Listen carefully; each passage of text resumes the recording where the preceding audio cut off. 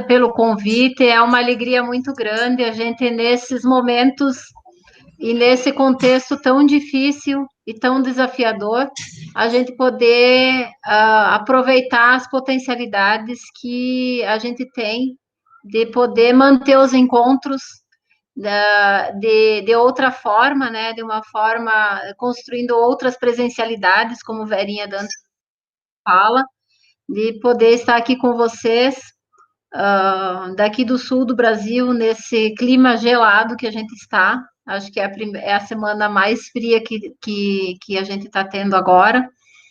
E poder estar junto com vocês, com o Pedro, eu tenho aprendido muito com o Pedro no GT da Brasco, que a gente tem trabalhado junto, e também outros momentos que a gente pode compartilhar atividades junto com vocês.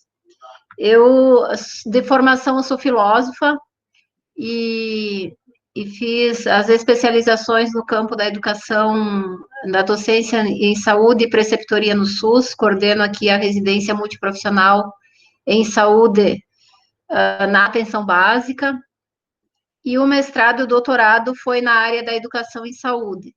Então, atuo aqui também na docência da medicina, na saúde coletiva.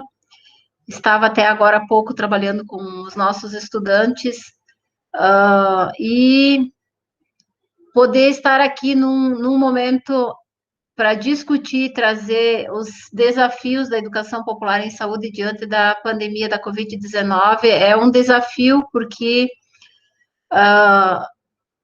o próprio tema já é desafiador, porque nesse momento a gente não tem respostas, né? A gente está num momento de muitas perguntas, de muitas indignações e de muito sofrimento. Então, é um momento, assim, de reflexões. Então, eu não sei quem vai me ajudar a compartilhar, eu pedi uma ajuda, porque aqui pelo Meet eu ainda não consegui aprender.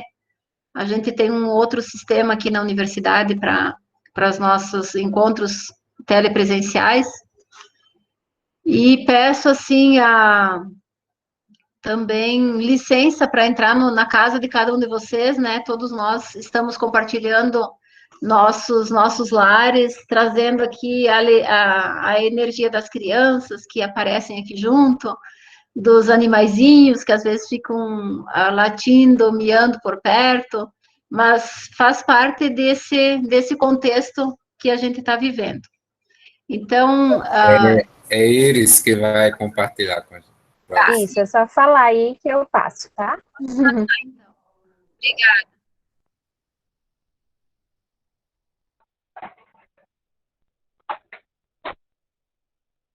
Então, eu vou fazer uma breve contextualização da educação popular e da educação popular em saúde, para depois adentrar nas questões dos nossos desafios. E vou partir um pouco da compreensão de que a educação popular, ela emerge das lutas e das organizações do povo brasileiro e também latino-americano. Na verdade, é uma construção, a educação popular é uma construção latino-americana, né? Mas aqui no Brasil, ela se constituiu no seio das lutas sociais, das resistências no período da ditadura militar, e Frei Beto, Leonardo Boff, que aprofundaram mais essa temática da educação popular nos anos 70, 80, junto com Paulo Freire, traziam, e em especial aqui o Beto, a importância das várias esferas de organização popular, nos quais a educação popular emergiu, né? Então, tinha as pastorais sociais que nasceram na resistência à ditadura militar, no enfrentamento e na resistência, né? Os movimentos populares de diferentes formas organizativas, de diferentes lutas, desde a luta contra a fome, a carestia, as lutas pelas diretas, as lutas do cotidiano por moradia, por saneamento, por condições de vida, a luta das mulheres, dos negros, da população LGBT, enfim, as diferentes expressões de movimentos populares, o movimento sindical, nas suas mais variadas formas de organização que a gente tem ao longo da trajetória brasileira, né? Os grupos e partidos políticos do campo democrático e popular, as administrações populares que compuseram a trajetória histórica do nosso país também foram esferas de organização que ajudaram a fomentar, a dinamizar e a construir experiências de educação popular.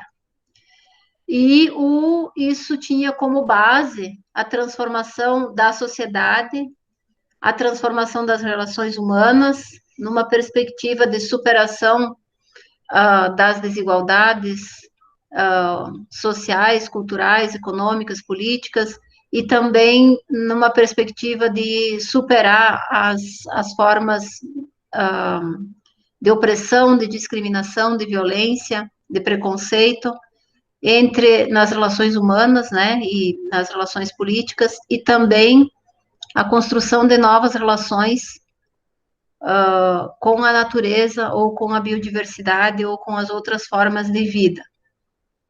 Isso tudo buscava, nesse conjunto de esferas organizativas, ou de esferas sociais, construir uma interação, um espírito colaborativo, promovendo a autonomia de cada uma desses espaços, e evitar a absorção ou a tentativa de cooptação. Pode passar. Também emergiu no enfrentamento às diferentes expressões com que esse projeto de sociedade centrado numa lógica do capital foi construindo, né? As guerras, a fome, a miséria, a destruição da vida. Pode passar. Aqui a gente vai vendo, né, as expressões desse sistema. Pode ir passando. Pode passar. A fome e a miséria que se agrava cada dia mais. Só um minuto, é porque ele está passando sozinho. Peraí que eu vou... tá. Mas pode passar agora. E diante desse contexto da pandemia, com mais de 494 mil mortos, né? Chegamos a quase 500 mil mortos no Brasil, vítimas da Covid-19, a gente pode se perguntar até quando os números ficarão sem chocar a sociedade? Será que a única forma de reação é a desobediência às regras de isolamento, que a gente vê em muitos dos lugares, ou a culpabilização da sociedade por não seguir o isolamento? Será que, enfim, diante desse contexto em que todos nós estamos a cada dia sofrendo a dor, os gritos da terra que não aguenta, não suporta mais a forma com a qual os humanos vêm construindo suas relações de exploração de tudo que é recurso natural, e por que não dizer gemidos de almas humanas, porque a gente tem acompanhado aqui inúmeras pessoas que estão em sofrimento por seus familiares, por amigos, por pessoas que cuidam.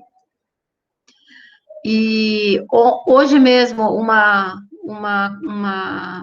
secretária do nosso conselho aqui, de saúde, passou por situações complexas, né, da Covid-19, conseguiu se recuperar, e o sofrimento é tão profundo que ela não consegue esquecer os gemidos, os gritos do que ela viveu dentro da UTI do hospital.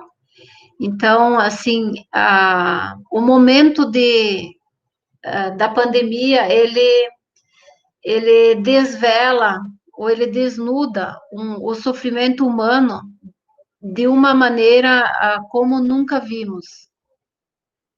E a gente pode se perguntar, quando perdemos a capacidade de nos indignarmos com as atrocidades praticadas contra outros, perdemos também o direito de nos considerarmos seres humanos civilizados. E Paulo Freire, aqui trago de Vladimir Herzog, mas Paulo Freire também trazia com muita força, né, quando naquele episódio que os jovens queimaram, colocaram fogo no índio, no índio Galdino, quanto ele trouxe à tona o desafio da indignação. Então, um dos grandes desafios que eu trago como elemento, boa noite, Verinha, bem-vinda aí, que eu trago como elemento estratégico ao pensar os desafios da educação popular na saúde, diante de um contexto tão difícil, a capacidade de nos indignarmos. Pode ir passando, Isis. Aqui a gente vê, volta, aqui a gente vê a pandemia do coronavírus, né, tomando conta do nosso país, cenas nas quais a gente jamais imaginou um dia ver, e o descaso e a ação nessa foto que revela um pouco de uma lógica centrada na necropolítica. E realmente, como vocês estão dizendo aqui, a Bruna e outros, né, é muito triste a gente poder passar por um contexto tão difícil, tão sombrio, acho que ninguém de nós imaginou um dia poder vivenciar uma situação como essa. Pode passar? A pandemia traz associada, na verdade, a uma lógica que alguns autores estão trazendo, que, na verdade, não é uma pandemia apenas, é uma sindemia, porque a gente já vinha num contexto em que nós tínhamos o desafio de enfrentar as dificuldades das doenças infecto-contagiosas que já vinham assolando o nosso país, associada às doenças crônicas que vinham aumentando, a violência urbana e a violência no trânsito, que também é um grande desafio, e que, junto com isso, a gente tem aqui o aumento das desigualdades sociais, dos determinantes sociais da saúde, e a pandemia vem e chega num contexto tão desafiador como a gente já estava enfrentando. A gente pensa, então, a forma como o governo vem trazendo ou enfrentando a pandemia, com corpos nus numa sociedade neoliberal, tratam os afetados com a Covid-19 como corpos nus, sem vínculos, sem direitos, sem dignidade. Multidões se encontram sem a proteção social e veem a vida se esvaindo diante de tanta desigualdade e injustiça social. Isso a gente já vinha percebendo, e de 2016 para cá, com a perda dos direitos, né, com a reforma trabalhista, com a reforma previdenciária, a perda dos direitos trabalhistas, sociais, econômicos, até as crianças, né, a gente já tem aqui as nossas UTIs lotadas de crianças com Covid, e a banalização da vida do outro, que vem desde os tempos da escravidão, da colonização. Então, esse momento de sindemia, que eu prefiro chamar, porque faz a gente olhar para um contexto mais amplo e pensar como nós vamos agir diante desse conjunto de situações, né? E a humanidade pode ir passando, obrigada. A humanidade está vivendo o período mais desafiante da história contemporânea, com mais desde março de 2020, né, quando a gente viu a declaração da Organização Mundial da Saúde com a pandemia em crescimento no mundo. No início, parecia que agíamos com uma certa cegueira, né, sem enxergar o tamanho do que seria esse vírus invisível, do que seria isso tudo que a gente está vendo. E o governo, infelizmente, agindo pela lógica da morte, da necropolítica, do neofascismo, do autoritarismo, e devagarinho parece que a gente está morrendo por dentro, né? É o Sistema Único de Saúde sendo, no momento que mais precisa e que mais mostrou a sua fortaleza, a sua força, tendo aí um conjunto de medidas que tentam desqualificar e que tentam reduzir o financiamento, as ações, né? E a gente está num momento bem complexo. Assim como as universidades públicas, assim como as instituições públicas, parece que estamos assim em tempos muito em tempos sombrios mesmo. Pode passar. O Ailton Krenak, no Roda Viva, ele alertou, né? O vírus só mata o homem. E por que será que a gente age em relação à biodiversidade como se ela não importasse? O que que se interliga? Será que a vida não é útil? Ele pergunta. Qual a magnitude do tamanho da destruição? Para os Yanomamis, ao acordar e fuçar a terra para extrair o ouro, o homem acorda a tragédia sanitária. As mortes dos indígenas dos povos da floresta doem em todos nós? Qual a solidariedade aos povos da floresta? Quantos perdemos com a pandemia? Por que umas mortes doem e outras não? O que está acontecendo e por que o que está acontecendo nos territórios indígenas não importa a nós? O que resta à humanidade? A dor? Tratamos toda a diversidade como humanos, toda a diversidade como humanos, com dignidade e direitos?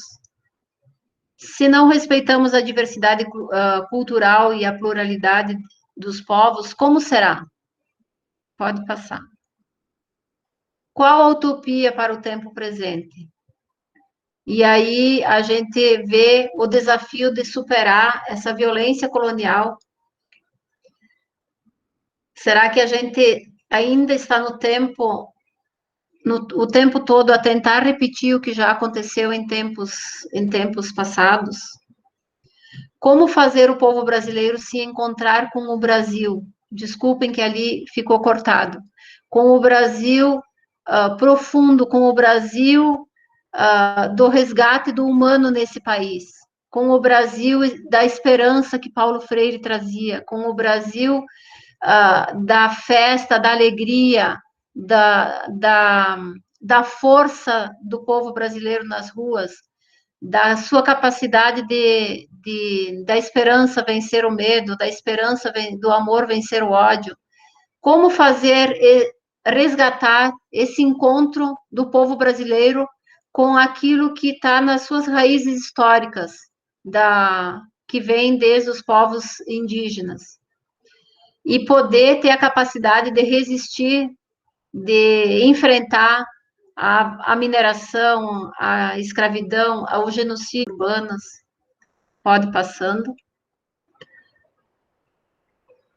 E a Covid-19, ela abre para nós a discussão sobre a dignidade humana, quando retrata essas situações de extrema dor, né, como um enterro coletivo em valas comunitárias, sem que as famílias possam exercer o direito de uma despedida de pais e filhos. Estamos aprendendo na dor a resgatar o valor da vida humana. O medo extremo da morte dos afetados pelo coronavírus nas UTIs espalha-se pelas cidades, ao ponto da cidade ter que deixar as luzes acesas com medo das assombrações que a pandemia gera em todos, independente da idade ou da classe social. Chegamos a uma situação extrema de dor, pois nos encontramos também diante de uma situação em que a vida pode ser dissolvida a qualquer momento, se o nosso organismo não for capaz de resistir ao coronavírus, à guerra das armas, da tirania e do mercado. E aí eu pergunto também, o que se esconde? Que interesses estão sendo garantidos e que não aparecem, mas que por trás desse contexto pandêmico ou sindêmico, quem está ganhando? Por que que diante de um governo com a necropolítica não há força para derrubá-lo? Que interesses estão sendo escondidos ao povo brasileiro e que a gente já sabe, né? O quanto a desigualdade social aumentou nesse país, o quanto os mais ricos ficaram muito mais ricos. Não vou trazer aqui os dados, mas a gente tem acompanhado, pode passar. E aí eu quero trazer um segundo desafio, que é o primeiro foi o da capacidade da gente, da educação popular, contribuir para que a gente tenha a capacidade de nos indignarmos de tudo que viola a vida, de tudo que faz com que a vida seja ameaçada.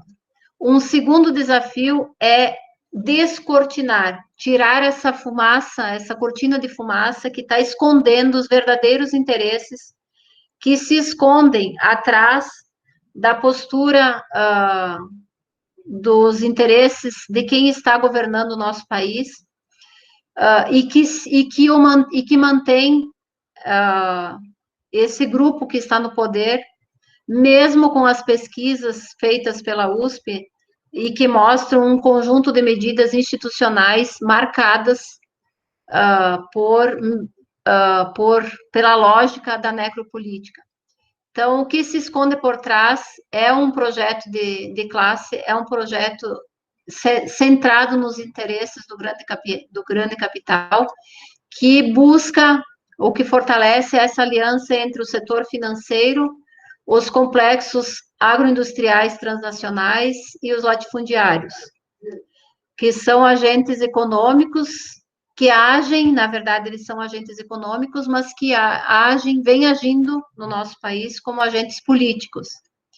E exigem dos governantes incentivos financeiros para a infraestrutura dos seus interesses, isenção de impostos, garantia de que não terão prejuízos, controle e repressão dos movimentos sociais, leis de proteção ao capital, pode passar.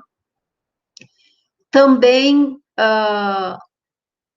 volta um pouquinho, tem no seu projeto o fortalecimento do agronegócio, que é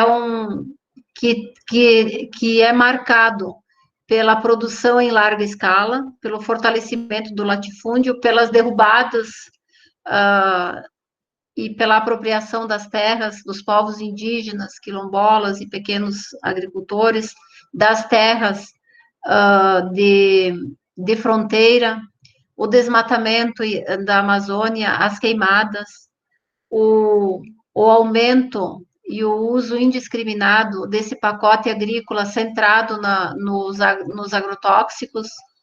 Enfim, a gente vê ali, em torno desse modelo de desenvolvimento para o campo, um modelo centrado não na produção de alimentos para a nação, mas centrado na produção para exportação e para o lucro. No meio urbano, a especulação imobiliária, né, que cada vez mais fortalece uma cidade legal e uma cidade clandestina, né, ou com o aumento da favelização e de tudo que se envolve em torno disso. Um outro grande eixo é a privatização dos recursos naturais, né? Cada vez mais a água, a terra, a biodiversidade vem sendo colocada nesses interesses privados, assim como os direitos e os bens públicos, como a saúde, a educação, a seguridade social, a segurança, sendo colocados nesse jogo de interesses mercantis. Pode passar. Na verdade, é o controle sobre a vida, né, que está em jogo nesse momento. De um lado, o controle pelos interesses econômicos, e de outro, a preservação e a proteção à vida. E a educação popular em saúde, ela nasce no contexto da resistência dos povos pelos direitos no Brasil. Mas ela já nasce nesse paradoxo em que, de um lado, a gente tem as necessidades do povo brasileiro por saúde, por condições de vida digna, e de outros interesses do capital que permeiam essa construção histórica do nosso país. E também da construção do sistema de saúde. Ela nasce também com a realidade concreta das condições de vida da população que incidem diretamente na saúde e na educação do povo. Os movimentos sociais populares, os movimentos da reforma sanitária tiveram e continuam tendo um papel importante nas lutas e conquistas sociais e de direitos no nosso país. Pode passar. E nós também, pode passar, temos aqui, nessa perspectiva, o ser humano como um ser de direitos, esse exercício de cidadania.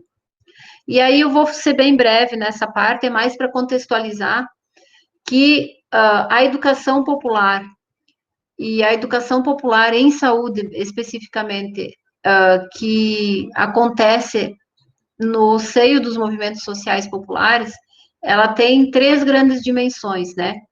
Uma das dimensões é a luta pelos direitos, seja a educação, a saúde, a terra, né? Os direitos sociais, econômicos, políticos e culturais.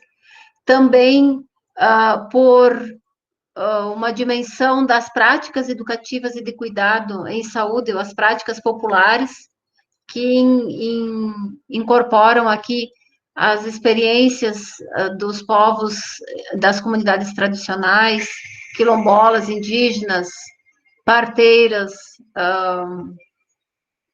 enfim, benzedeiras, e a dimensão de um projeto de sociedade, um projeto de desenvolvimento centrado nos interesses, né, ou na agroecologia, e nessa outra perspectiva. Pode passar. Essas ações, lutas e resistências, elas têm, sim,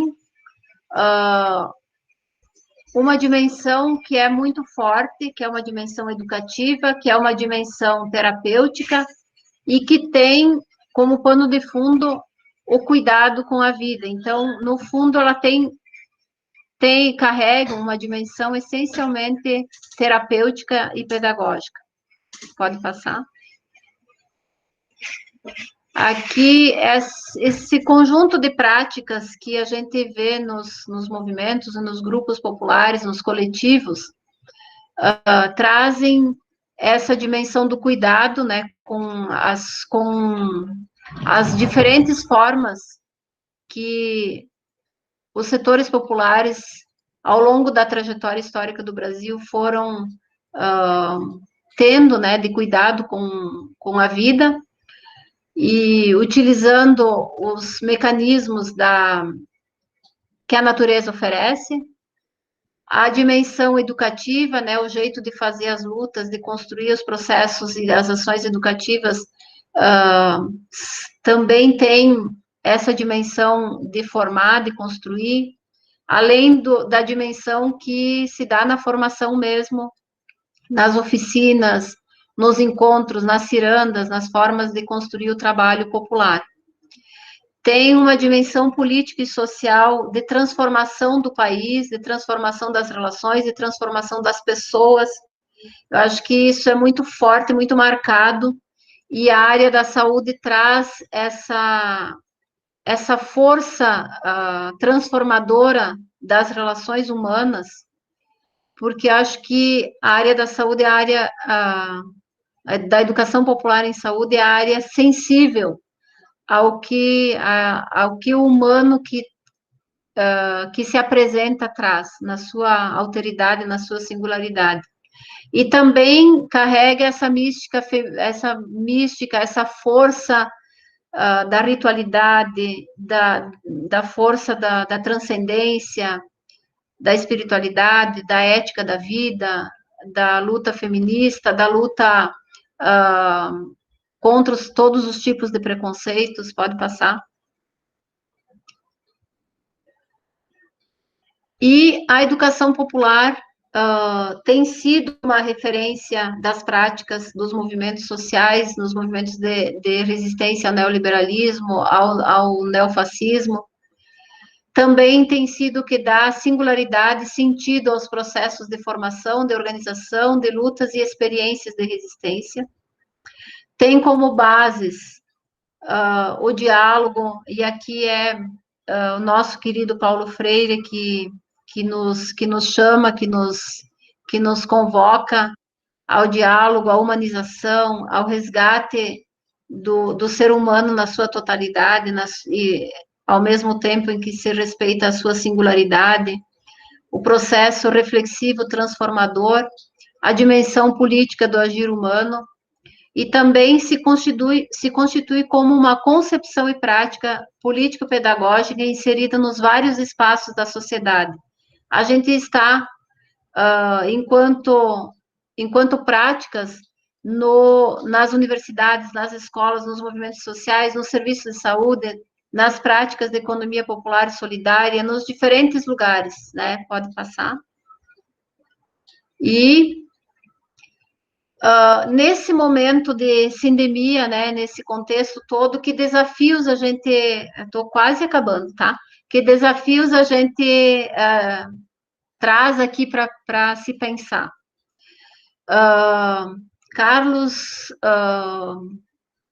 Hurtado, ele dizia que foi um grande educador latino-americano. Ele dizia que a educação popular tinha 3 grandes tarefas. Eu as trago aqui no início disso, e acho que elas também são desafios da educação popular em saúde nesse contexto. Ele dizia que tinha a tarefa de contribuir para que as pessoas se apropriem dos conhecimentos que a humanidade construiu. Daí a importância da educação pública em todos os níveis, da educação infantil ao ensino superior, porque sem educação, a gente não consegue se apropriar dos conhecimentos que a humanidade acumulou. Mas ele dizia mais, é preciso também que as pessoas se apropriem das ferramentas de análise crítica desse conhecimento que a humanidade construiu.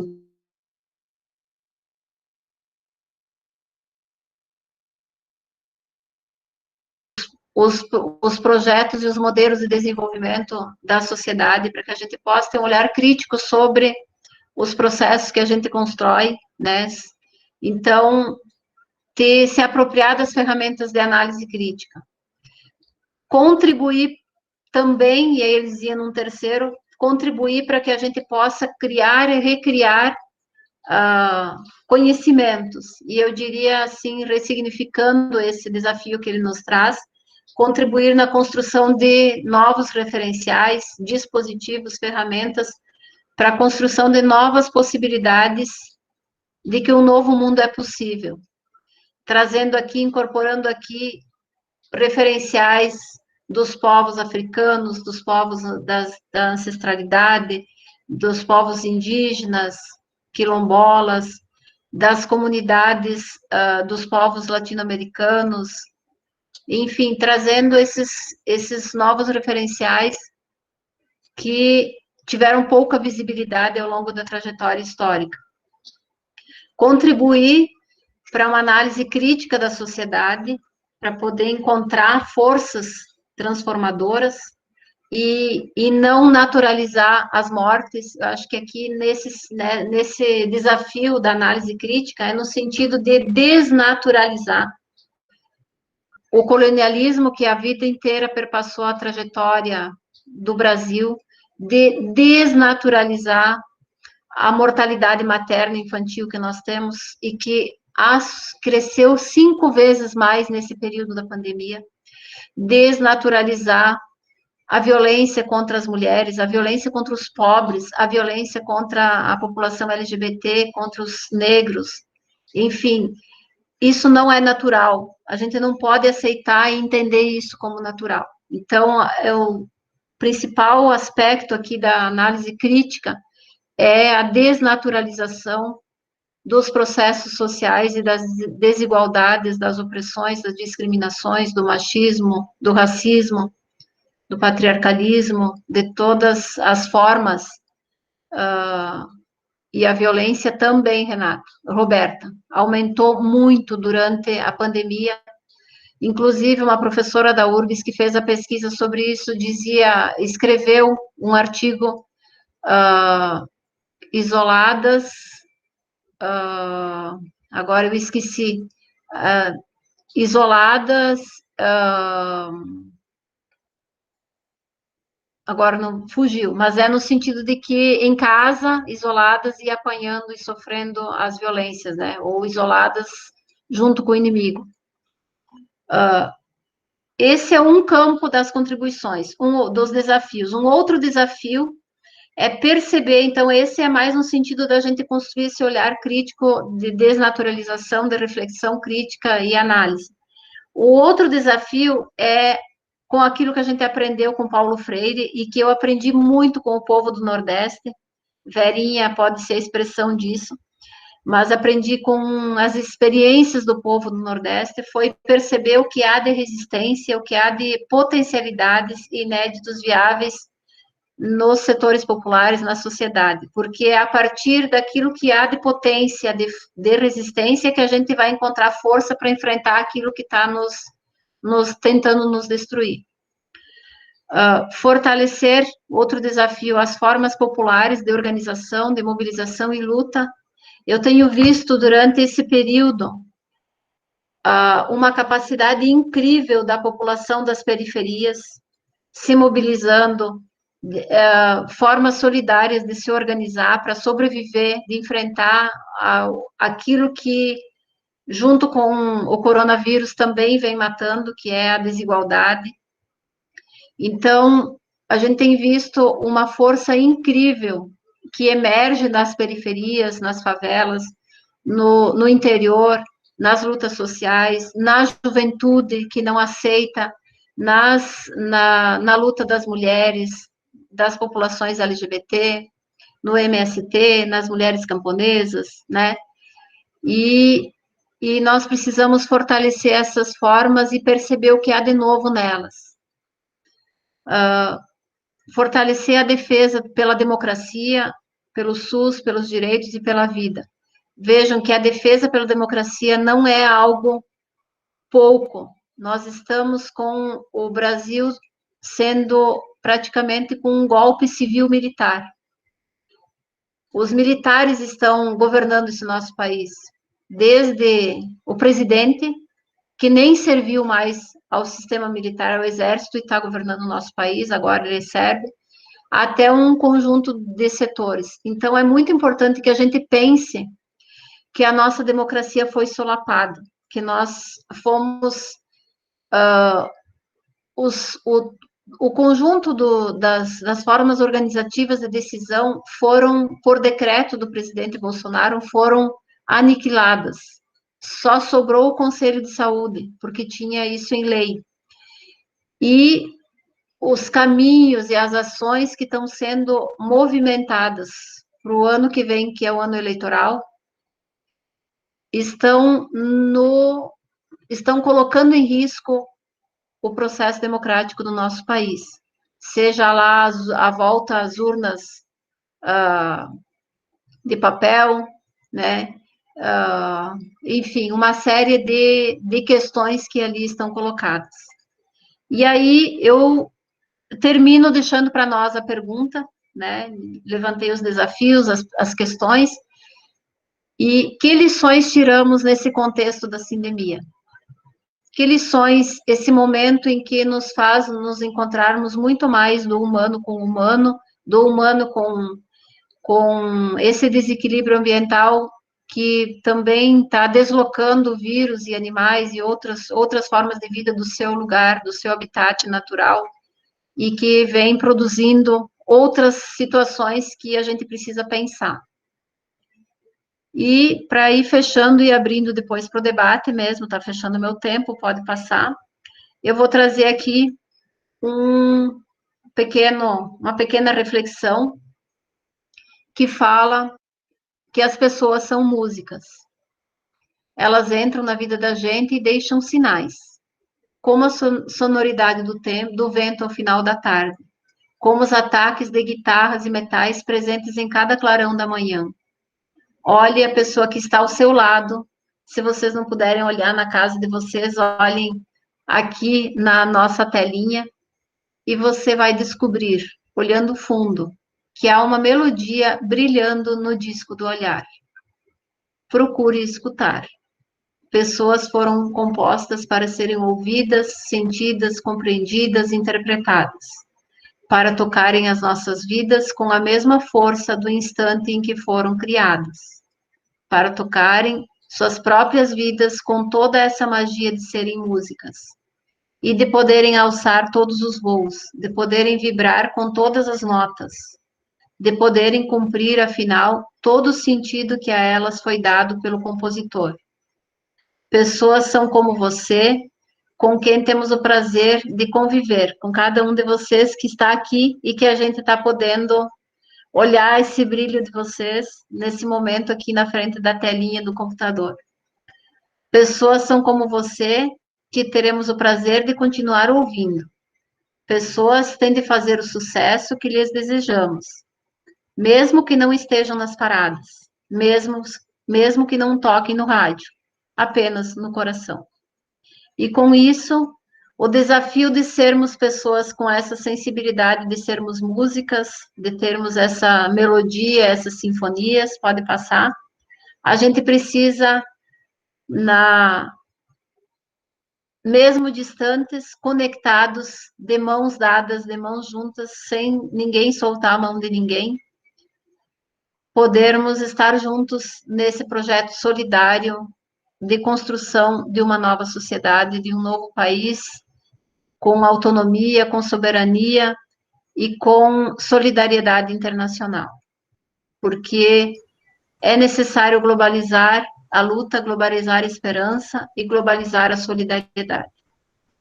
Então, com isso, eu encerro essa primeira parte, né, deixando em aberto, porque os desafios de pensar esse momento, eles são muito complexos, e a capacidade de ouvir e de construir de forma coletiva.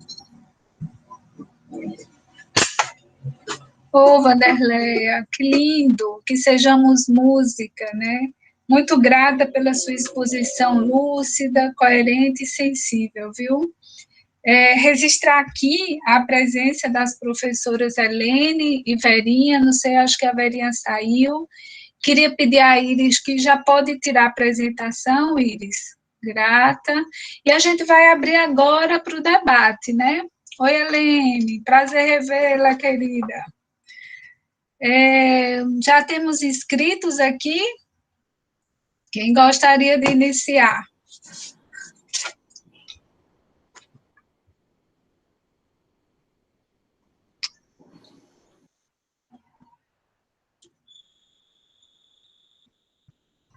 Vamos, gente, se anime aí. Será que eu posso iniciar?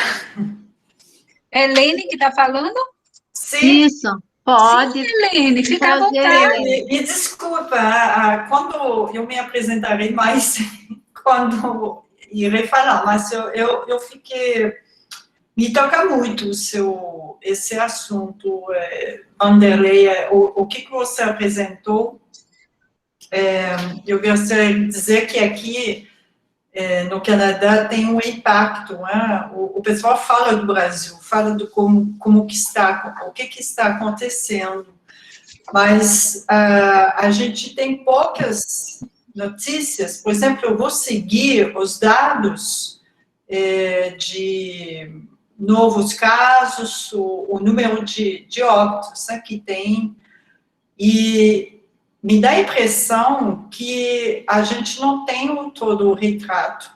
Ele já é muito forte, e como você fala, para mim, é como que pode acordar, porque é realmente assustador, né? Eu vi que ontem aumentou de novo 2.960, e então, mas dá uma imagem que todo abre, assim, e eu gostaria de saber aonde que se encontra esses óbitos, que me parece que tem diferentes classes, né? Tem um mundo que continua uma vida, digamos, normal, mas tem isso, e a imagem, será que é possível para vocês divulgar afora? Como que se vive isso, esse cotidiano? Porque me dá a impressão que é perigoso falar afora. Aí eu gostaria de saber sua impressão, porque o que você falou é as imagens, mas hoje, assim, nesse período que parece, que dá uma aparência que tem abertura, tem a Copa das Américas, e aí, como que vocês vivem isso? Vanderleia, você já quer ir respondendo ou a gente agrupa algumas questões? Eu não estou vendo nenhuma mãozinha levantada aqui, não, gente. Vocês vão me ajudando aqui, né? Quem sabe, enquanto vai despertando aqui as perguntas, eu vou respondendo para a Helene, e aí vocês vão se colocando, né? Isso. Então, Helene, é um prazer muito grande tê-la aqui junto, né? Poder, já te conhecia de nome, mas não aqui a gente pelo menos enxerga o rosto.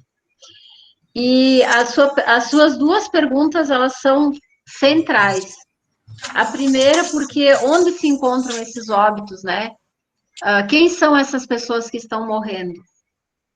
A gente, desde que iniciou a pandemia do coronavírus, a gente pôde ver que um grupo grande, um grupo social importante não pôde parar, que foram os profissionais da saúde, e que muitos perderam suas vidas, e que nesse momento estão exaustos, né? Então, a gente tem os trabalhadores da saúde e das áreas essenciais que não pararam nunca, né? Estão batalhando, trabalhando em caminho de exaustão, porque alguns se foram, outros estão adoecidos, então estão trabalhando em equipes reduzidas, né? Então, esse é um contexto. De outras áreas essenciais, como a segurança pública, como o setor da alimentação, né? Foram áreas, os trabalhadores de cemitérios, enfim, são um conjunto de trabalhadores que não tinham a escolha entre ficar em isolamento ou sair. Eles tiveram que ir porque a sua função é estratégica para a sociedade. Um outro grupo social importantíssimo também não teve essa opção de escolha, de ficar em isolamento. Foram os mais pobres, que precisaram sair para trabalhar, para poder sobreviver no dia seguinte. Então, ali a gente tem inúmeros, né, trabalhadores das cidades que as empresas mantiveram a sua atuação e que eles tiveram que estar trabalhando, mesmo sem ter testagem em massa, que o governo nunca teve, mesmo sem ter as medidas de segurança que deveriam ter, né? Então, ali também um grupo importante vem adoecendo, se contaminando e muitos vindo a óbito. E aí, a gente tem também, eu não sei como a gente poderia trabalhar esses indicadores, né? Mas a gente tem também aqueles que não têm como, ou que as dificuldades por conta da condição social de fazer o isolamento, como fazer o isolamento em lugares onde as casas são uma grudadinha na outra, né? Então, também a condição e a organização social, não política, mas a organização do contexto, do território, também impediu de ter medidas, né? Além daquelas nas quais a gente tem, então, tem muito a cara da mortalidade materna, que aumentou 5 vezes mais. Até depois posso passar um texto que foi elaborado recentemente sobre isso. A expressão dos que mais morrem tem a cara da população negra, tem a cara da população empobrecida, dos povos indígenas, né? A gente tem a pandemia chega a todos, né? Sem o vírus chega a todos, sem olhar a quem, mas as condições de enfrentar o problema da Covid-19 é uma questão que coloca o adoecimento e a morte em quem está mais vulnerável socialmente e economicamente falando. Então, esse é um ponto importante que você traz. Como divulgar para fora do país isso, eu não sei, porque a gente tem dificuldade de divulgar isso dentro do país, porque há um processo de naturalização das mortes, é a necropolítica, na verdade, né? Uma ação institucional que não acredita na ciência, que mostra que não tem as ações que não são para defender a vida, né? E as orientações técnicas dadas à população, elas são contraditórias, né? Não há uma orientação, use máscara. Agora tem o presidente querendo que a gente não use mais, que tem um projeto de lei para não usar mais a máscara. Enfim, a gente está num contexto muito complexo, né? E o sistema de saúde, que as ações, com a fortaleza que tem o SUS, mesmo assim, os órgãos, os gestores do SUS, na sua maioria, não conseguiram enxergar a potência e a força da atenção primária em saúde e da atenção básica. Então, fizeram uma aposta nos aumento de leitos de UTI, fizeram uma aposta que é importantíssimo, né?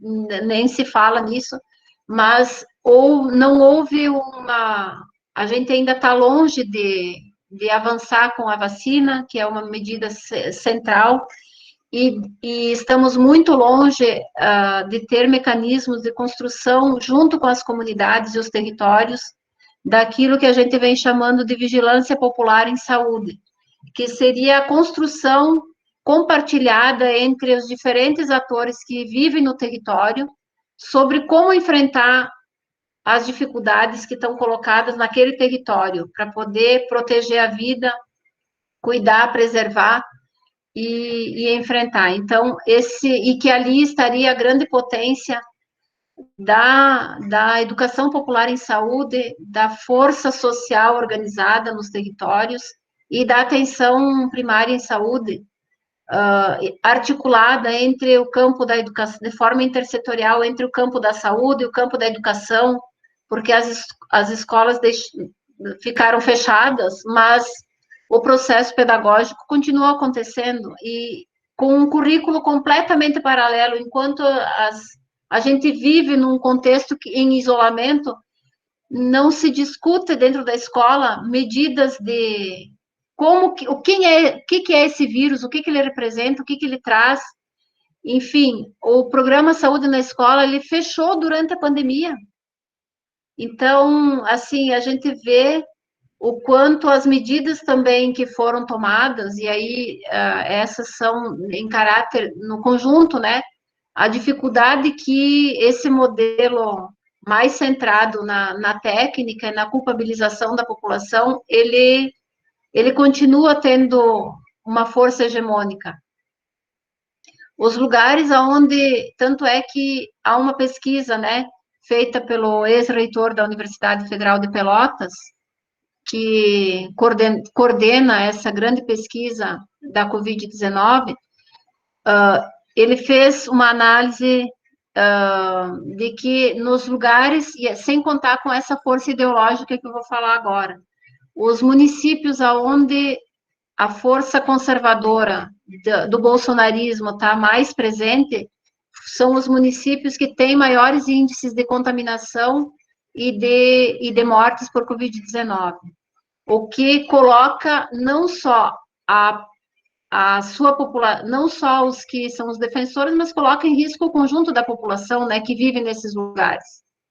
Então, é um conjunto complexo, para dizer assim, até responder essa pergunta, é complexo, e eu não sei como a gente enfrenta esse bloqueio, porque com as redes sociais e as fake news, a gente tem tido dificuldade de fazer a disputa política e ideológica na sociedade. Porque quando a gente tem os meios de comunicação que podem colocar em debate as diferentes abordagens ou visões, a gente consegue incidir e a população poder analisar e tomar suas posições. Quando não tem isso, e há processos paralelos de fake news, a gente não consegue, se rompe com o paradigma da democracia, na verdade. Obrigada. Roberta. Oi, boa noite. Antes de começar a sua aula, professora Vanderlei, a gente estava justamente conversando sobre como as desigualdades em saúde foram exacerbadas, né? Nesse contexto da pandemia. A gente já tinha uma grande desigualdade em saúde e como isso foi descortinado realmente, né? Então, está aí na questão, na morbidade e na mortalidade. Então, quem está mais adoecendo e mais realmente morrendo são os pobres, os pretos, né? Os sem acesso, aqueles que não puderam ficar em casa, né? Em nenhum momento, porque tinham que lutar, trabalhar para sobreviver. Então, essa é uma questão que a gente realmente já tinha debatido bastante aqui no grupo. Eu queria só levantar, assim, se a senhora pudesse dar alguma contribuição no sentido de... Eu fico pensando na questão do sofrimento mental, né? Porque a gente vive um processo de isolamento, né? Já estamos aí caminhando para 1 ano e meio, né? As pessoas... Hoje, a gente sabe que muitas pessoas já estão se aglomerando, mas ainda tem pessoas idosas, as crianças que estão deixando de ir à escola, apesar de algumas já estarem retornando, mas como é que você vê esse processo de sofrimento mental, da questão da saúde mental, né? Da sociedade como um todo, dos profissionais de saúde que estão em estado de exaustão?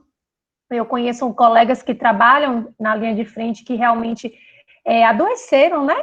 Tiveram esse adoecimento psíquico, que eu acho que muitas vezes ele fica invisível, ou quando a pessoa adoece, ela já vem dando sinais muitas vezes, né? Mas vai levando, é aquela coisa, você tem uma dor no corpo, muitas vezes você para, né? Você para, mas quando você tem uma sobrecarga psíquica, um sofrimento psíquico, você continua exercendo as suas atividades. E isso, quando acontece, a pessoa já para no seu limite, realmente. Então, eu acho que ontem, se eu não me engano, a gente estava num outro evento, promovido aqui pelo PNAB, e a gente estava falando justamente disso, a questão do suicídio também, né? Pronto, eu me lembrei, uma representante do MST falando quanto aumentou o número de suicídio, né? Durante a pandemia. E aí eu fico pensando, por conta desse desemprego, dessas condições precárias que só pioraram, né? A fome se tornou uma coisa muito mais intensa, né? E eu acho que de tudo isso a gente tem um ponto positivo que é a solidariedade do povo brasileiro. A gente percebe o quanto esse povo tem ajudado, a cesta básica, como ontem eu estava ouvindo, o MST fornecendo não só o alimento, mas também os botijões de gás para as famílias. Então, o quanto a solidariedade da sociedade, ela pode fazer essa diferença, apesar do silenciamento, né, do governo, né, porque esse auxílio emergencial não dá conta, né, da sobrevivência digna das pessoas. Enfim, queria ouvir um pouquinho mais sobre essa questão da saúde mental. Vanderlei, a gente já tem mais 3 inscritos. Você quer ouvi-los ou você vai respondendo? Eu vou ouvir os três e respondo junto daí. Ótimo. Nara, então.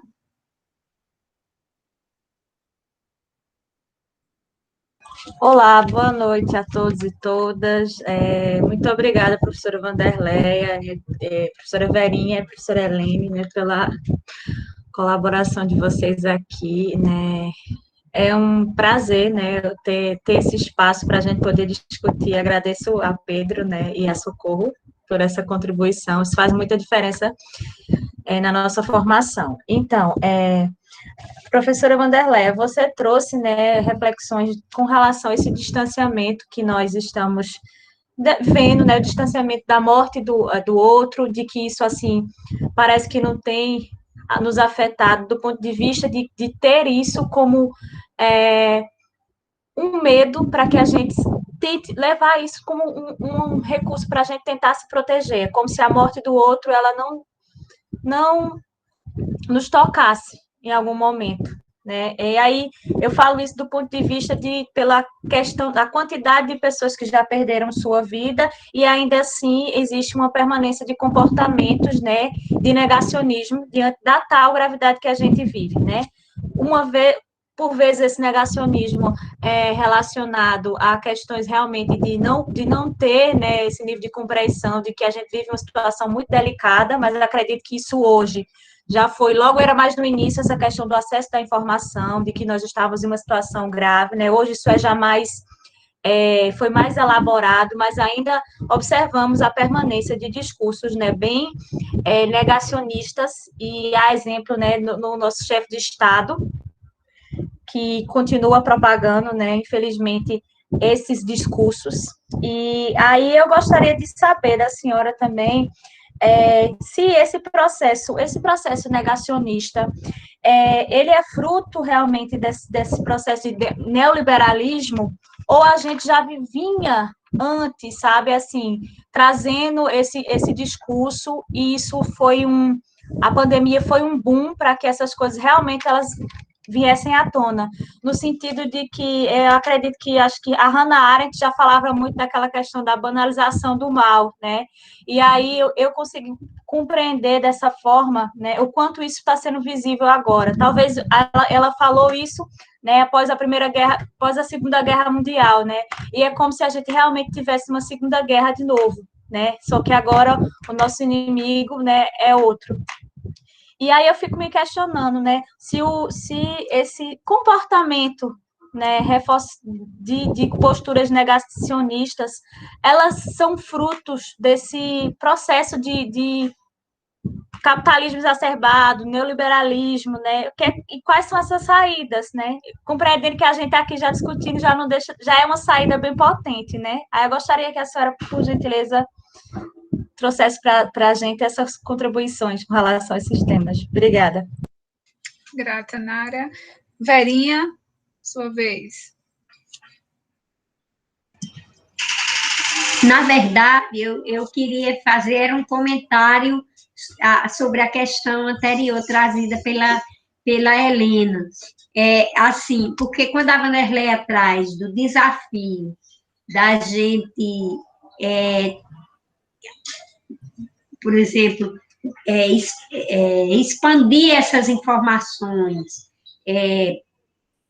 considerando que a gente, com todas as questões que ela trouxe, e o tamanho do nosso país, a diversidade das realidades por regiões, por estados, né? Realmente é bastante desafiador. Agora, também é importante a gente lembrar que embora isso não seja uma coisa hegemônica que vai dar conta das informações como um todo sobre o que a gente vive, a gente sabe que existem, por exemplo, algumas universidades que organizaram essas informações. Eu lembro aqui da UFC, que construiu um site onde ele trabalha essa questão das informações sobre os casos, sobre a vacinação, né? E que muita gente não sabe, não consegue acessar, né?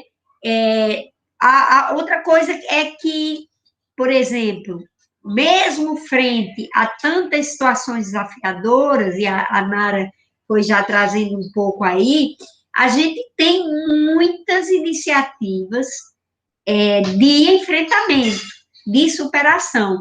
Elas podem parecer iniciativas muito localizadas, que não vão,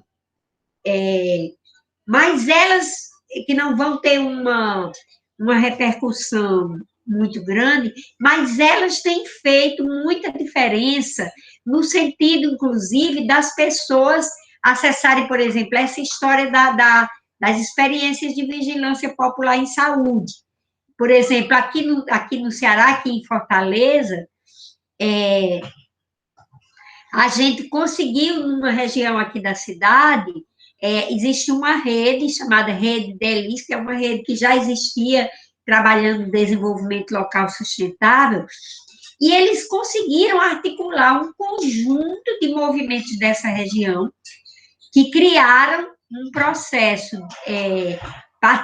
que eles estão chamando de participatório, um fórum de enfrentamento à pandemia, e eles estão semanalmente se reunindo, não só para discutir os processos dos desafios, mas para estudar sobre o tema. E aí, né, tem essas coisas que a virtualidade facilita às vezes, porque você tem alguém que está em outro país, alguém que está em outra região, que consegue vir e compor e construir. Então, acho que, assim, para a gente pensar que, nesse tempo, a gente precisa estar acessando muitos lugares para poder acessar as informações.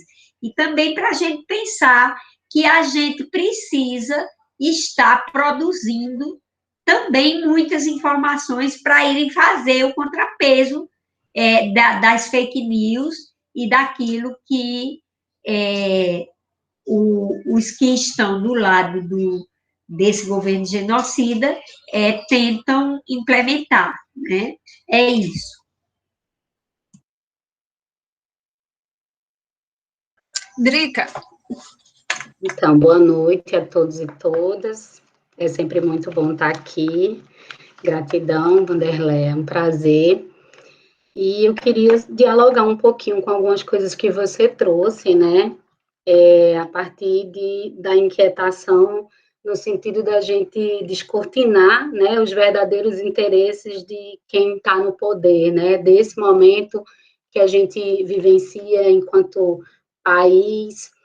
E aí, assim, na minha leitura, até o que eu penso dialoga um pouquinho com o que Nara trouxe, né, é que o Brasil ele já vinha num processo, assim, de reinvenção, que no meu olhar, assim, é uma reinvenção, podemos dizer, utópica, né, dentro de um parâmetro de sociedade culpabilizada e civilizatória mesmo, a gente já vinha nesse processo, né, dentro de também um processo de autorização mesmo, assim, um retrocesso, né, as perdas que foram inúmeras, né, dentro do que a gente já tinha conquistado anteriormente em governos progressistas, né, no que diz respeito às políticas públicas, a exemplo dos conselhos, que a gente perdeu praticamente tudo, né, como o CONSEA e tantos outros, né, e aí, no meu olhar, isso tem teve, na verdade, né, essa ampliação dentro desse cenário da pandemia. Né? Eu já ouvi algumas vezes alguns colegas dizendo assim, eu acho que a humanidade vai sair melhor desse processo. Cá comigo, tenho muitas dúvidas, né? Quando a gente vê que existe essa parte da sociedade que tem se preocupado com o outro, mas a gente também vê de forma muito crescente essa questão de culpabilizar a população por essas questões e tantas outras, né? Eu vejo também, assim, uma ampliação de um processo mesquinho mesmo, sabe? Individualizado e mercantilista, que reforça essa conduta mesmo ultraliberal. Assim, onde essa perda do outro, né? Onde essas inúmeras mortes não tocam a todos como se espera, né? Porque não é só na minha casa, é no vizinho, né? A gente estava discutindo antes, inclusive com Socorro, que existia uma discussão que dizia assim, logo no início, quando as mortes passarem a ter rosto e nome, as pessoas vão se conscientizar de que a doença é real e acabar de parar, né, na verdade, de acreditar em fake news, isso e daquilo. O que a gente vê hoje é que isso já aconteceu há muito tempo atrás, há meses, né, que não tem ninguém que não tenha um parente, um amigo, um colega, alguém que é parente de outra pessoa, que não tenha perdido sua vida nessa pandemia por atitudes irresponsáveis daqueles que se dizem nossos governantes, né? Então, parece realmente que a perda do outro não me toca, né? E cada vez mais a gente vê essa questão dessa valorização do ter e não do ser, né? E aí, quando você pergunta assim, o que é que se esconde atrás dessa necropolítica, né? O que é que a gente vê? E aí eu vou falar um pouco de coisas que chegam ao meu conhecimento, mas não só meu, mas de todo mundo, basta, né, se abrir um pouquinho para algumas leituras de notícias, e a gente tem aí, né, financiamentos dos blocos políticos, né, em troca dos benefícios. Isso está cada vez mais escancarado. É o Centrão mesmo que apoia, e vamos lá, mete agrotóxico aí em tudo, né, e na política da bala, e assim vai, né? E aí, o que é que eu também vejo que se esconde muito atrás disso, né? Esse crescimento dos ricos cada vez mais ricos. Não é uma pandemia. Eu lembro, logo no início, assim, pronto, fechou, é pandemia. Todo mundo ficou desorientado, né? Todo mundo dentro do seu lugar, na perspectiva de querer sobreviver e tudo mais. Eu cheguei aí a uma farmácia, né? Uma rede de drogarias que existe aqui em João Pessoa, que uma bate em cada esquina, e eu comprei um vidrinho, assim, mais ou menos uns 50 ml de álcool a 70 por R$ 4,79. Não esqueço mais nunca esse número na minha vida. E eu comprei 5. Meu Deus, eu nunca fui tão roubada, né, nessa dimensão Mas era um medo, eu preciso, como é que eu vou, o que é que a gente vai viver, como é que vai ser? Meu esposo disse, olha, tem algum dinheiro no banco, tire lá, pelo amor de Deus, que a gente não sabe nem se o caixa eletrônico vai funcionar. Foi uma situação de pavor, realmente, e as pessoas, alguns temiam pela sua própria vida, mas há de se entender quantos se beneficiaram nessa postura e nessa condução. O que é que a gente tem hoje, né? Muito claramente, a gente tem uma falta de medicamentos sedativos, né, e antibióticos para as pessoas continuarem entubadas, por exemplo. E aí uma colega minha, que é gestora de um serviço de saúde, disse, Drica, empresa X quer me cobrar 5 vezes o valor. Mês retrasado a gente comprou, era 3 vezes, até aí a gente ainda admite, mas 5 vezes eu não tenho nem como justificar os órgãos de controle e eu não posso ser presa. Mas eu tenho paciente acordando e entubado, e eu não tenho com que voltar, né, o processo de sedação e tudo mais. Então, assim, isso, né, as vias de acontecer, né, já pensou que situação, eu não gosto nem de pensar, e você é lá entubar com aquele tubo e acordado e vivenciando todo aquele processo de sofrimento. Então, assim, tem muita gente ganhando em cima disso, né, de todas essas situações precárias de saúde que a gente vivencia. E aí, uma coisa que você disse, Vanderleia, quando você traz assim, essa estratégia de criar novos leitos, se esqueceu da atenção básica, e realmente, o que a gente vê, inclusive aqui no nosso estado, não colapsou já inúmeras vezes, porque está sempre se abrindo novos leitos. Não existe uma estrutura para isso. Existe a iminência das pessoas morrerem no meio da rua, e aí se tenta de qualquer jeito. Veja, logo no início, um serviço de referência aqui na Paraíba, né, em João Pessoa, especificamente, que ainda é referência Covid, foi um serviço que, inclusive, a Rede Escola, que é o lugar de onde eu falo, buscou, através das parcerias, das doações que já estavam previstas em contrapartida, e flexibilizou isso tudo para que houvesse doações de ar-condicionados para a gente abrir novos leitos. Naquele momento, a gente ainda não estava em estado de emergência, então não tinha como comprar, não tinha liberação, e a gente precisava de algum jeito fazer alguma coisa. Então, você vai nos parceiros, né, busca essas articulações e faz. Mas aí, retomando essa coisa dos leitos, se abre novos leitos porque é necessário se abrir, senão a gente vai ter a população estirada no meio da rua, né? Acho que isso não é o resolutivo, a gente está só apagando o incêndio. E aí, finalizando a minha fala, né, eu penso, a partir de coisas que você já trouxe, e até outros colegas já contribuíram, e é preciso retomar mesmo, assim, se existe, a gente pode dizer, entre aspas, o dever de casa, falhou aqui, vocês me ouviram? Falhou um pouco, Brigitte. Beleza, então seria assim, retomar mesmo a questão das bases, das discussões internas, dentro da comunidade mesmo. Eu acho que naquele processo, Socorro, que a gente estava conversando antes, sabe? Com todo o cuidado necessário, mas voltar a se encontrar com a comunidade, lógico que dentro de uma margem de segurança, mas voltar a fazer a discussão por dentro, sabe? E isso motivando também por dentro da atenção básica, porque sempre é essa proximidade enquanto assistência que a gente tem com a população, mas os movimentos por si só também estarem mais aproximados e se reconhecerem nesse espaço. E fechando, eu acho que os movimentos tendem a se aproximar um pouco mais disso, porque agora parece que a gente encontrou um inimigo, entre aspas, né, um inimigo comum ou um objetivo comum, que a gente já não via essa mobilização por dentro dos movimentos, né? Inclusive, existe uma crítica muito forte dentro do movimento, inclusive dentro da educação popular, da institucionalização dos movimentos, né? A gente abriu espaço, criou espaço, ocupou o espaço, mas pouco a gente,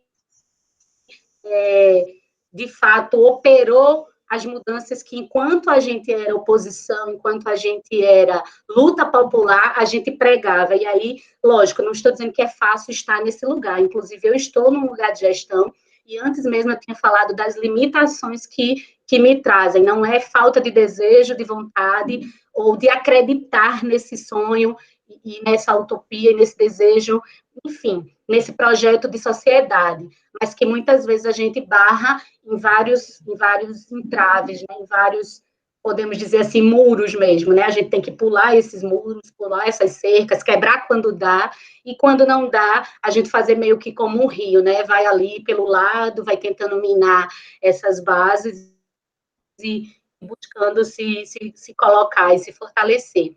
Mas eu acho que é isso. Se mais alguma coisa, eu comento mais para frente. Joia. Passo para você, Wanderleia. Obrigada pelas contribuições de vocês. Na verdade, não foram perguntas, foram contribuições de reflexão mesmo, e uma vai articulando com a outra, né? Quando a Roberta traz, eu acho que as falas todas mostraram um pouco o aumento ou o quanto as desigualdades sociais que já existiam, elas se intensificaram e cresceram num contexto de pandemia. Em momentos de crise, já dizia Rosa Luxemburgo, né, nos momentos de crise, os mais fracos, os mais pobres, as mulheres, são as que mais vão sentir as consequências dessa situação, né? Então, acho que esse é um ponto, assim, que, pelo que eu pude perceber, foi comum, assim, na compreensão das falas aqui. Agora, o que a Roberta traz também, e é um pouco essa questão relacionada à saúde mental, né? E a dor. Eu digo assim a vocês, a gente teve na semana passada o colóquio de direitos humanos aqui, e alguém me perguntou que dor era essa, eu disse, é um sofrimento muito grande, é a dor física que está aí, é a dor do sofrimento, dos problemas sociais, que não é uma doença, mas é um sofrimento que afeta todo mundo. Quem não tem o que comer sofre diariamente. Então, é uma dor, é um sofrimento que fere o corpo, que fere a mente, mas que também fere a alma. E a gente está num mundo coisificado, não sei se eu consigo dizer a palavra certa, mas um mundo que transformou tudo em objeto. Então, essa lógica neoliberal, essa lógica centrada nas coisas, transformou os seres humanos em coisas. E a gente perdeu as dimensões da nossa vida, a gente perdeu as nossas raízes com os nossos ancestrais, com os nossos familiares. A gente foi perdendo as raízes com a dimensão da transcendência ou da espiritualidade. Tudo virou coisa, tudo virou mercadoria. E aí a gente já via a força e a potência dos movimentos sociais organizados como dispositivo para trabalhar o sofrimento produzido pelas desigualdades sociais. Vejam que, se vocês forem analisar o papel que os movimentos sociais cumprem, ou cumpriram ao longo da trajetória, no sentido de diminuir o sofrimento e os problemas mentais de quem sofre a fome, a miséria, quando está organizado, são outras pessoas, depois que elas passam a participar de um movimento social. Porque elas resgatam a sua dignidade, encontram formas de compreender o que está acontecendo com a sua condição, e juntos buscam formas de enfrentar. Então, assim, o sofrimento social, ele tem nos movimentos e nas formas organizadas a sua força e a sua fortaleza para ser enfrentado.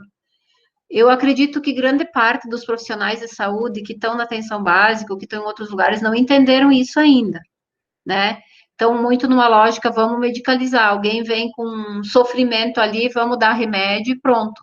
Não vai resolver, porque os problemas sociais precisam ser resolvidos com condições de enfrentar o protagonismo e o enfrentamento àquilo que está colocado aí.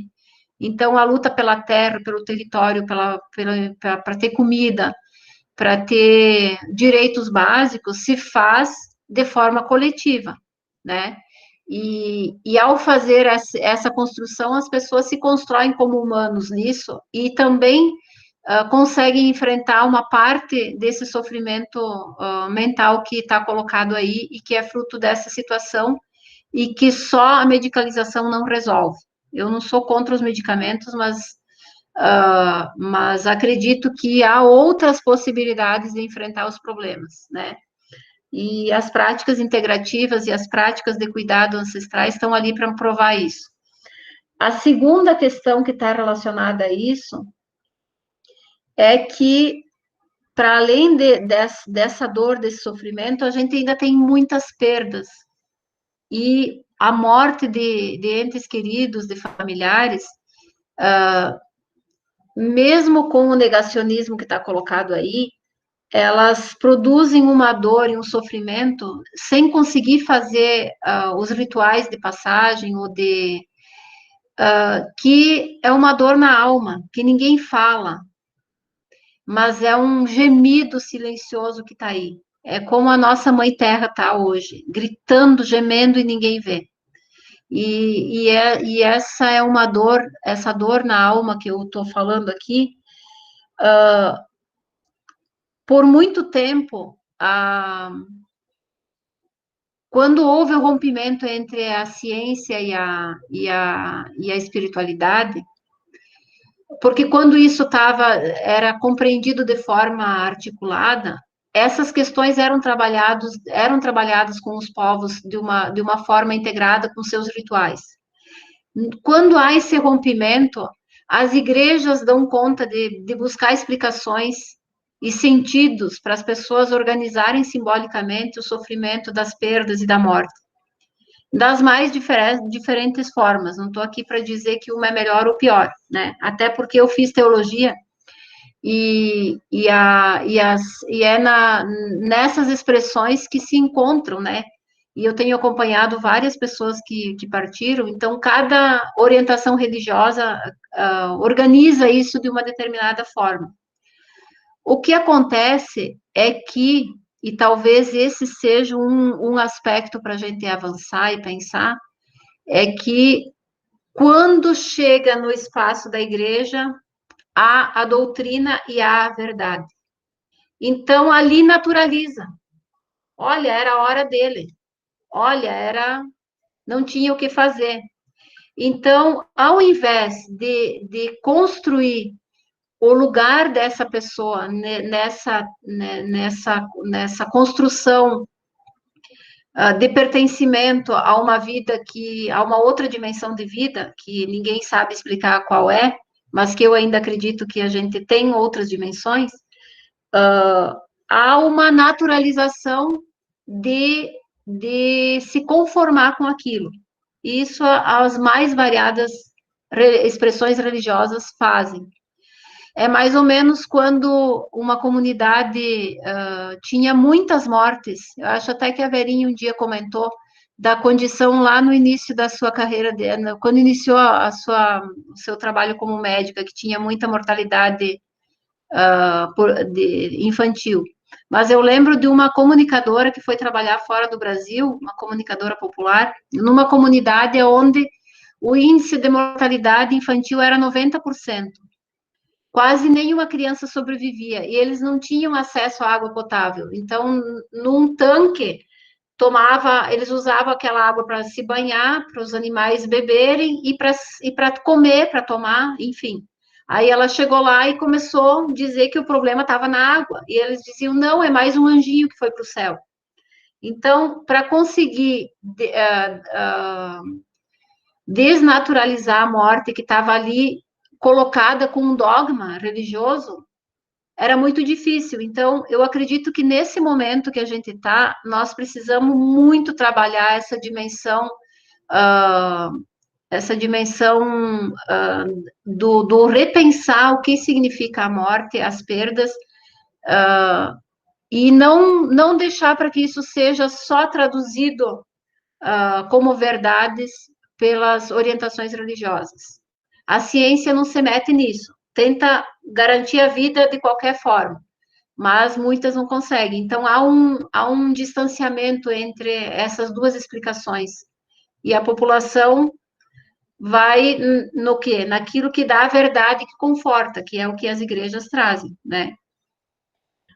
Acho que esse é um ponto. Ele se liga muito rapidinho com um outro aspecto, que é o negacionismo, que a Nara também perguntou aí, e que esses dias eu ouvi a Simone Paulon, que é uma psicóloga, professora da Universidade Federal do Rio Grande do Sul, falando um pouco por que as pessoas, enfim, esse sofrimento mental que está colocado, e ela disse que quando a gente não quer, quando uma coisa é tão, ela dói tanto, machuca tanto, a gente não quer acreditar que ela existe.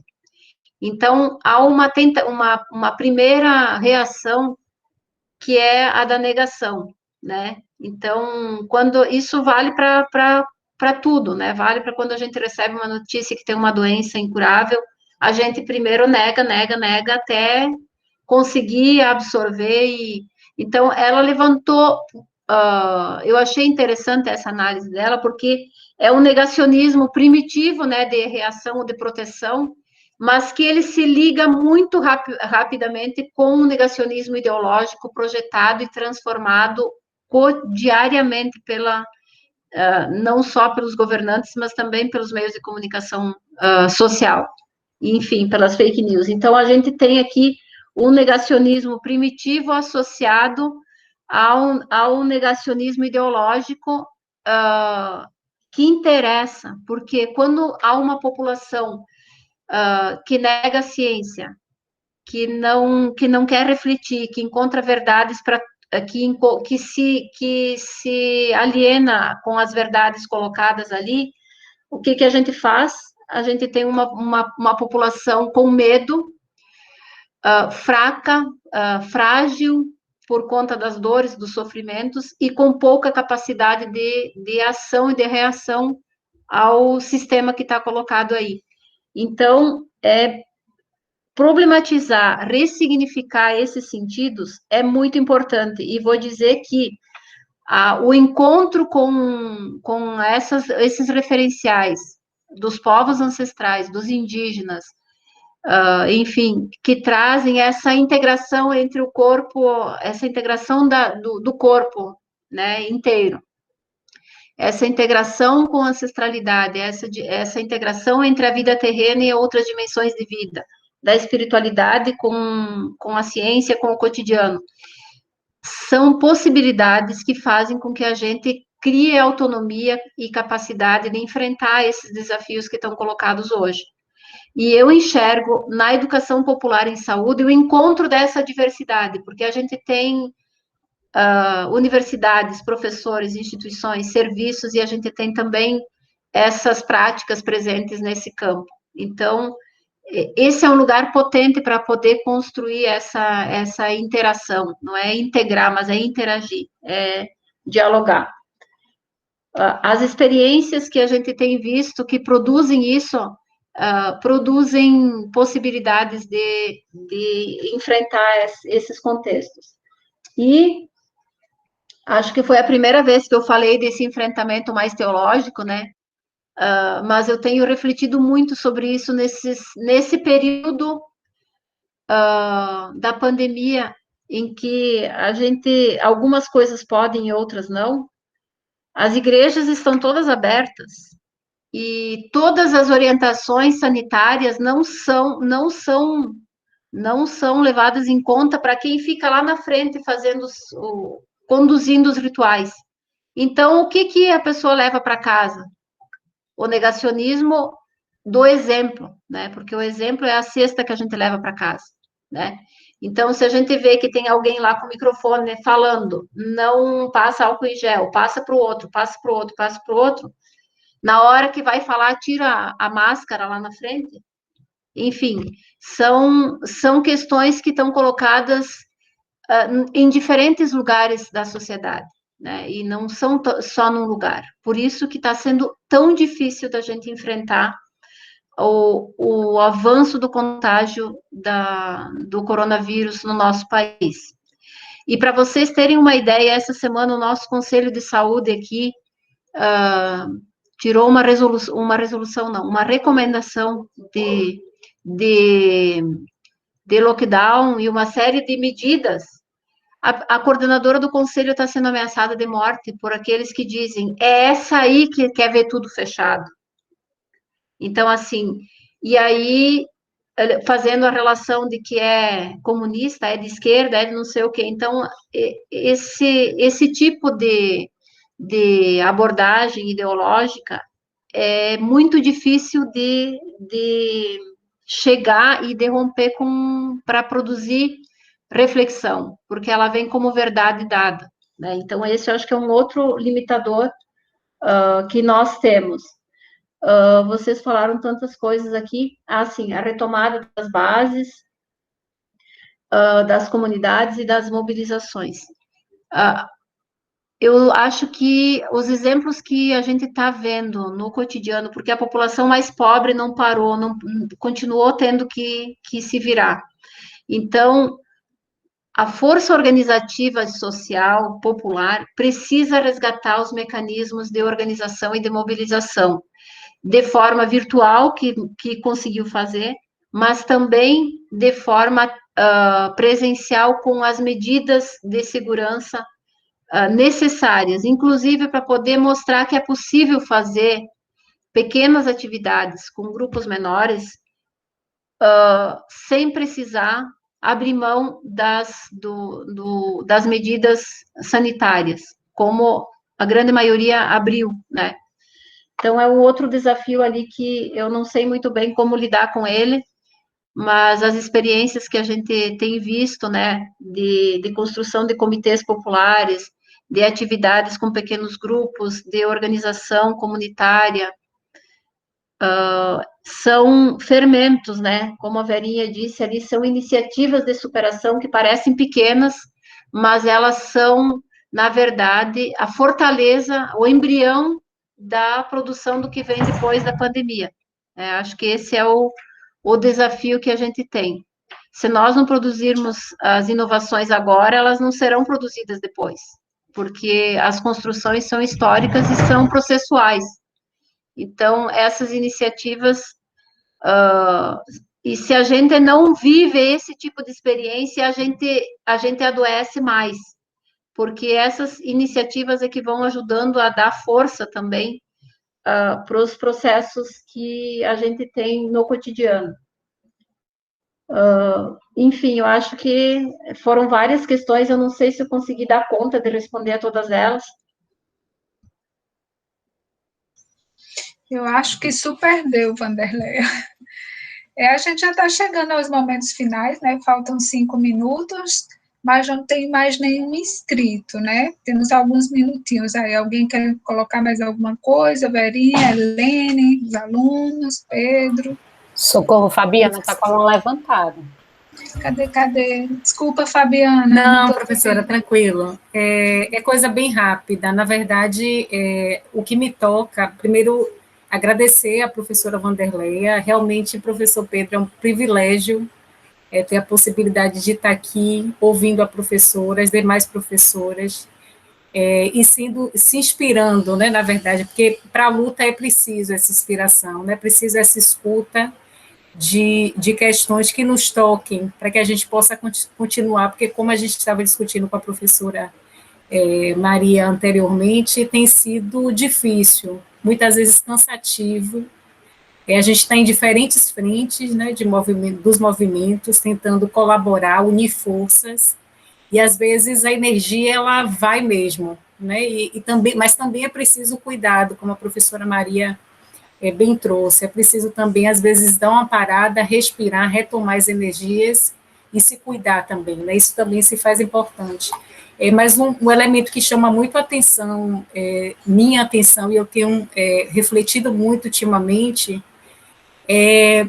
na perspectiva de que, ao longo da história, né, da saúde pública, tudo que tem sido pensado historicamente, frente ao contexto de pandemias, frente ao contexto de algum elemento ou problema de saúde que impacte populações, geralmente a gente tem visto muitas iniciativas e medidas, na verdade, verticalizadas, né, muito duras, e, em geral, sem nenhum tipo de compartilhamento de saberes para construir com os sujeitos que geralmente mais são impactados, e aí eu coloco esses territórios, que é o território que a educação popular, né, em geral, tem uma presença importante, é preciso ter cada vez mais uma presença importante, mas me parece que não há possibilidade de superar os desafios como de uma pandemia como essa, como de um problema como esse que a gente está vivendo, sem realmente retornar às bases,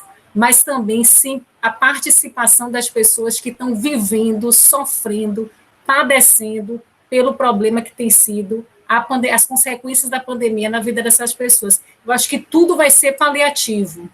Tudo que a gente construir, tudo que for pensado, tudo que vier de forma verticalizada, será um paliativo. Mas tudo que pode ser efetivo, tudo que pode ser potente, deve ser construído com diálogo, participação, a partir desse encontro, né, que a educação popular, dessa escuta, que a educação popular nos convoca a fazer com esses movimentos, com esses territórios, com essas pessoas que vivem nesses territórios. A gente tem um desafio enorme, como a professora Vanderleia falou, mas a gente tem que começar a realizar com todos os cuidados esses encontros presenciais, né, para ver que estratégias, que compartilhamentos de saberes se colocam nesses espaços para que a gente possa, de fato, construir estratégias que sejam também, quem sabe no futuro, vir a se constituir enquanto políticas, por que não? Né? O movimento popular tem história para contar de elementos e estratégias pensadas coletivamente que se converteram, apesar do desafio também nessa seara, mas em políticas públicas. E me parece que essa situação, na verdade, isso que eu trago, se coloca, professoras e professor Pedro e colegas, como uma potente possibilidade, né, e que precisa de todos nós, precisa que continuemos a estar nessas frentes, na base, retomando as bases, porque me parece que há uma viabilidade e potência muito importante, e isso que a professora Wanderleia trouxe exatamente elementos dessa reflexão que eu tenho tido e tem se fortalecido cada vez mais diante da impossibilidade, por questões sociais, dos determinantes, do resultado do capitalismo, quase impossíveis de populações em territórios vulneráveis darem conta de manter medidas como a gente tem ouvido e visto falar aqui. Então, queria trazer um pouco essa contribuição e agradecer mais uma vez a professora e a professora Wanderleia e as demais professoras também. Acho que não tem mais nenhuma inscrição, não, né, gente? Pelo menos aqui eu não estou vendo, não. Se alguém mais quer falar? Eu só queria reforçar, eu acho que a Fabiana trouxe essa contribuição, né, do desafio da gente fazer que é o grande legado que Paulo Freire nos deixa, né, a gente construir junto com os sujeitos, junto com as pessoas que vivem as suas dificuldades. Muito obrigada também pela contribuição. Van, quero te agradecer imensamente por estar com a gente hoje, nos brindando com sua presença, com suas contribuições e reflexões. Dizer assim, na aula passada, né, a gente teve a alegria de contar com o professor Carlos Silva, da Universidade do Minho, em Portugal, e ele fez uma reflexão bastante ampla para a gente sobre os desafios da pobreza, da desigualdade, e eu acho que hoje você vai contribuindo no caminhar da disciplina, trazendo a gente para a educação popular e saúde, mantendo esse olhar da gente perceber a conjuntura, não só do ponto de vista político, né, claro, de um olhar objetivo sobre as determinações, mas o olhar de como essa conjuntura impacta as nossas subjetividades, né, as nossas relações, e como a gente tem que estar muito atento a isso, né, enquanto educadoras e educadores populares. Muito obrigado, viu, minha companheira, e obrigado a minha companheira Socorro Corrinha aí pela mediação, Verinha, Helena e todo mundo que está presente hoje. Grande abraço. Agradecer mais uma vez, estamos chegando ao final, né, gente, 9h03, a presença da professora Wanderleia, né, e sua exposição tão lúcida, sensível, emocionada e profunda. Muito grata, professora. Agradecer também a Verinha, a Helene, aos colegas, né, pelas contribuições. É isso. Eu quero agradecer a oportunidade de estar junto, podendo refletir e trazer questões tão profundas como vocês provocaram, e certamente eu saio daqui com outros elementos para construir. Muito agradecida, um forte abraço a todos e todas. Então, até a próxima, né, gente? Até semana que vem, então. Boa noite, uma boa semana. Se cuidem aí, gente. Boa noite. Boa Tchau, noite, tchau. Boa noite.